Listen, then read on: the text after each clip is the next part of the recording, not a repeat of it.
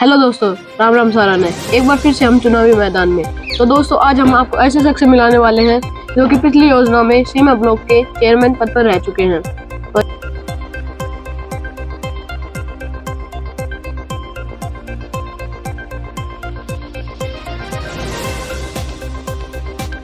तो आइए दोस्तों, मिलते हैं। राम राम ताऊ जी। राम राम। ताऊ जी, एक बार अपना परिचय दीजिए। सबसे पहले तो मैं सभी दर्शकों को मेरी तरफ से नमस्कार करता हूँ। उसके बाद मैं इस छोटे से बच्चे का धन्यवाद करता हूँ जो इस उम्र में इतना साहस है कि ये मुंडिया खेड़ा के जितने भी सरपंच पद के उम्मीदवार हैं उनकी अपने मन की बात सभी साथियों तक पहुंचाने का काम किया है। ये बहुत ही अच्छी और समाज तक पहुंचाने की एक अच्छी पहल है इस बच्चे की।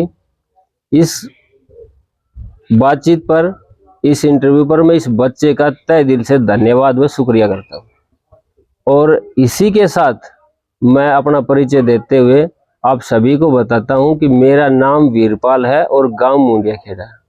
इसी के साथ जो इस छोटे बच्चे ने मेरे से पीछे वाली योजना के बारे में जो बताया कि आप पीछे वाली योजना में सीमा ब्लॉक में वाइस चेयरमैन पद पर रह चुके हैं, उसके बारे में जो मैं इनको बताऊं, सबसे पहले तो मैं मुंडिया खेड़ा गांव और जाट दोंगड़ा का धन्यवाद करता हूं कि मेरे को इस काबिल समझा कि मैं सीमा ब्लॉक में समिति के पद पे जाके कुछ कार्य कर पाऊंगा।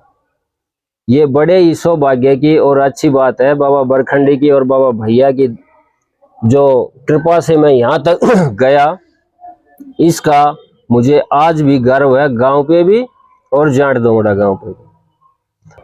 और जो मेरे को यहाँ तक पहुँचाने का कार्य जो गांव ने, समाज ने किया, उसका मैं अपने हर संभव कोशिश किया है मैंने कि ज़्यादा से ज़्यादा काम करवाने की, और लोगों की जो उम्मीद थी वो मेरे से टूट ना जाए, इतना काम मैंने गांव समाज में करवाया। ताऊ जी, जैसा कि आपने बताया कि आप अपनी पिछली योजना में बहुत से विकास के कार्य करवाए, तो क्या आप अपने दर्शकों को बता सकते हैं कि आपने क्या क्या विकास के काम करवाए हैं? बिल्कुल जी, इस बारे में मैं दर्शकों को अवश्य बताऊंगा कि हमने जो सीमा ब्लॉक में समिति, ग्राम पंचायत समिति के जो पैसे आए थे, उसके जो कार्य आए थे, उसमें हमने ज़्यादा से ज़्यादा सेवा गांव की और समाज की करवाई ब्लॉक से, हमारे चेयरमैन मैडम से और वीडियो साहब से। ताऊ जी, आपने अगर बता सकते हैं कि आपने सेवा में आपने क्या क्या करवाया? हाँ, हमने इस कार्य की शैली में जो ज़्यादा से ज़्यादा काम करवाने का, योगदान देने में, लोगों की समस्याओं को सुलझाने में हमने ज़्यादा से ज़्यादा समय लगाया है। और गांव में कम से कम हमने 12 से 13 ऐसी छोटी सड़कें हैं जो हमने बनवाने का काम किया है।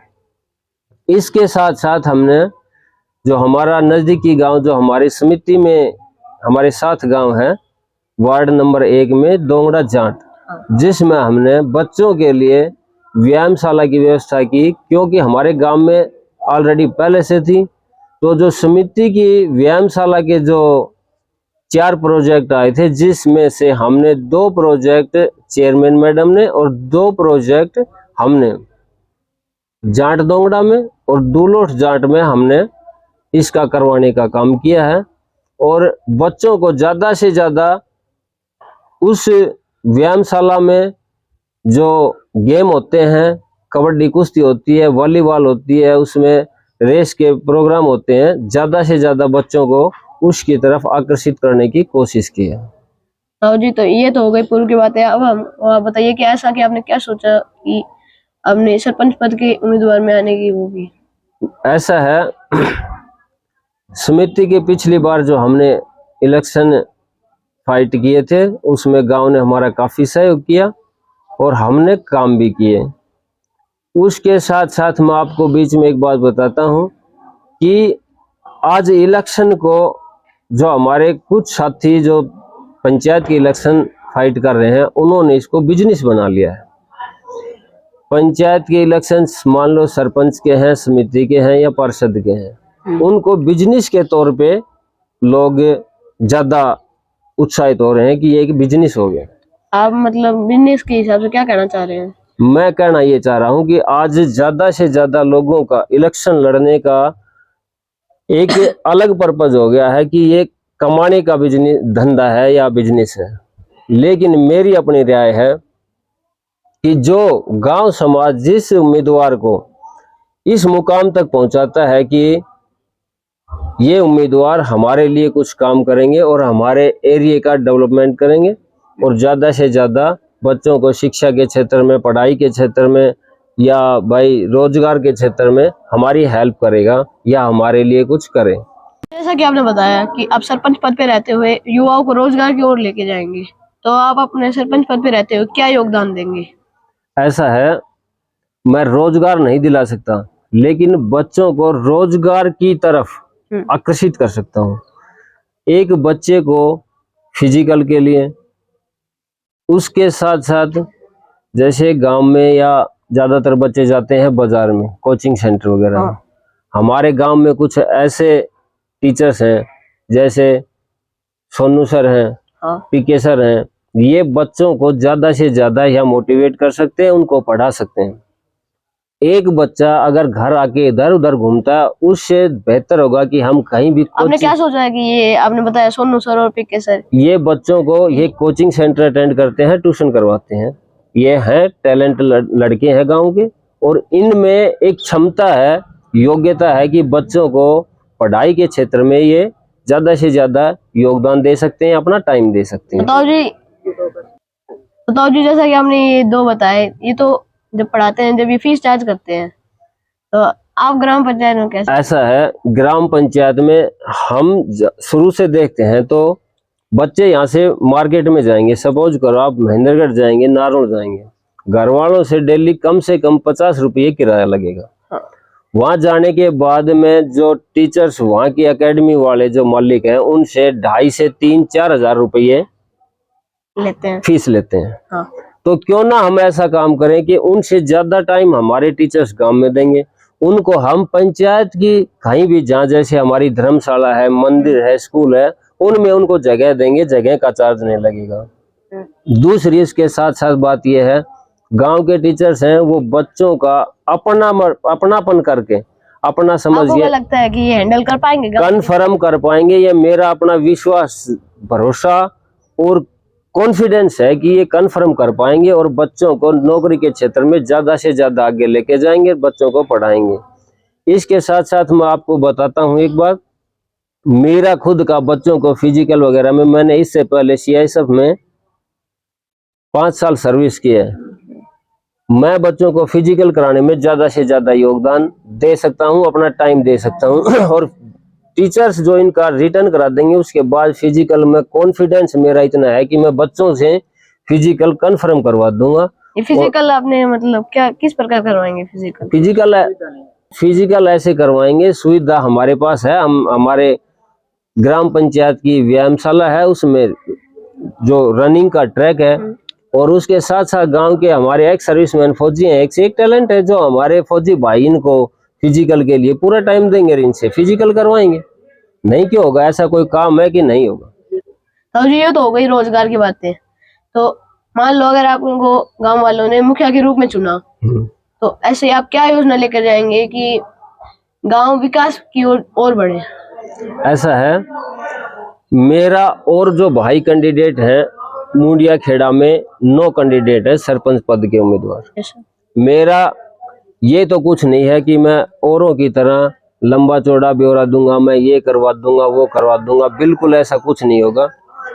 पिछली 5 साल में मैंने ब्लॉक में कार्य भी देखे हैं, पंचायत के ब्लॉक समिति के कार्य भी देखे हैं और MP MLA की जो कोटा होता है उसमें से काम होता है, वो भी मैंने काफी नजदीकी से देखे।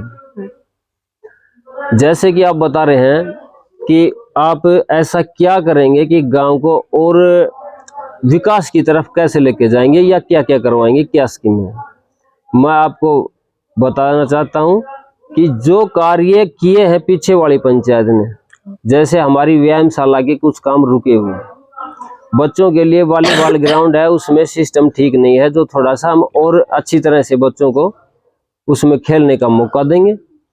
व्यायामशाला का ठीक जो रवैया है वो ठीक करेंगे। उसमें जो पैसे, व्यायामशाला में जो आधुनिक उपकरण है उनके बारे में आपने क्या सोचा? व्यायामशाला में जो आधुनिक उपकरण है, हमारे एक्स विधायक जो डिप्टी स्पीकर संतोष यादव थी, उन्होंने 5 लाख रुपये गांव में बच्चों के लिए जिम या इस संबंधित उपक्रम के लिए दिए थे, जो हमारे गांव की पंचायत ने मुहैया नहीं कराई। वो 5 लाख रुपये मेरी अपनी सोच है, शायद वो अभी सेफ होंगे। और जो बच्चे व्यायामशाला में कसरत करेंगे उनके लिए हम ज़्यादा से ज़्यादा जो उपक्रम आएंगे वो लेके आएंगे।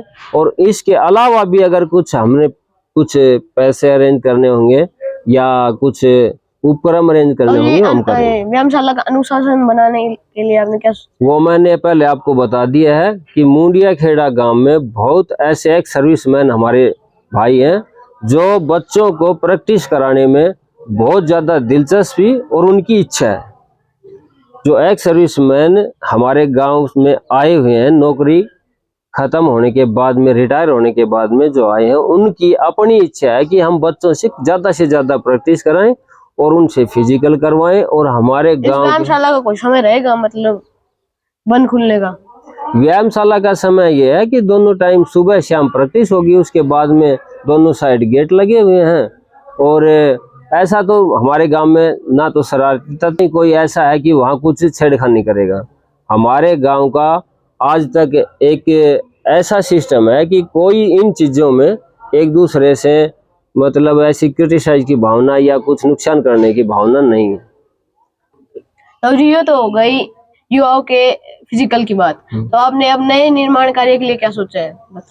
नए निर्माण के बारे में ऐसा है कि हमारी जो भारत सरकार या हरियाणा सरकार ने नई टेक्नोलॉजी के लिए पंचायतों के फंड में जो है पैसे फंड डाल रही है। जैसे कि लाइब्रेरी है, लाइब्रेरी जो थोड़ा सा सिस्टम अच्छा हो बैठने का, बच्चों का पढ़ने का, उसके साथ साथ कैसे सोचा है, मतलब डिजिटल लाइब्रेरी रहेगी या वैसे? हमारी कोशिश ये रहेगी, जैसे हमारे हलका के विधायक श्रीमान सीताराम जी हैं, जो हम उनसे काफी टच में भी हैं। उधर हमारे सांसद धर्मवीर जी हैं, उनसे भी हम टच में हैं। जो हमसे से ज्यादा कोशिश होगी वो हम उनसे करवाएंगे। ऐसा है कि सरकार से मिलके, नेताओं से मिलके ही काम कुछ हो सकता है। और हम अपनी ये इच्छा हटा देंगे कि हमको कुछ बिजनेस की तरह इनको राजनीति को देखना है तो गांव में विकास नहीं हो पाएगा। हमारी अपनी सोच है कि हम बिजनेस ना समझ के और गांव और समाज की सेवा या विकास समझ के काम करेंगे, तब हमारे गांव समाज का उद्धार होगा और प्रोग्रेस होगी। तो जी एक बार अपने वोटर्स को अपने चुनाव चिन्ह से भी रूबरू करा दीजिए।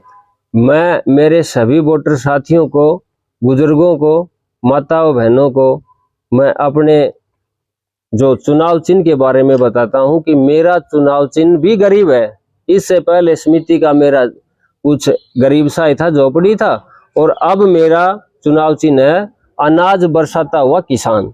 तो किसान अन्नदाता है हमारा, और अन्नदाता है तो हमें अन्न मिलता है।